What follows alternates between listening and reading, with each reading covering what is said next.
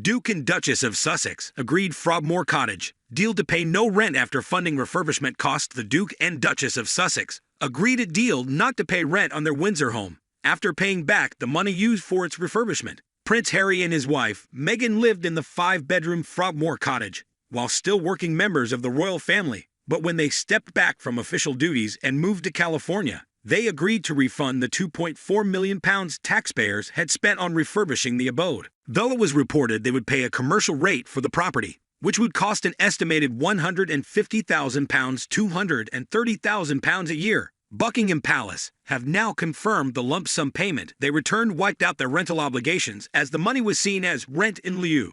A spokesperson told the Mail on Sunday newspaper the Duke and Duchess of Sussex made a contribution of £2.4 million to the sovereign grant, which covered the refurbishment of Frogmore Cottage. They have fulfilled their financial obligations in relation to the property. In line with usual practice for the sovereign grant report, the accounting treatment was scrutinized and signed off by the National Audit Office and the Treasury. As with any such agreement between landlord and tenant, further details regarding the Sussex's tenancy arrangements would be a private matter. Harry and Meghan, who have children Prince Archie, 3, and Princess Lilibet, 21 months, together, moved into the property in spring 2019 after extensive work transformed it from a number of separate properties into one large family home. But when they stepped back from royal duties the following year with plans to be financially independent, Buckingham Palace released a statement saying it was the couple's wish to repay sovereign grant expenditure for the refurbishment of Frogmore Cottage, which will remain their UK family home, and that later said they would continue to pay a commercial rate of rent for the property.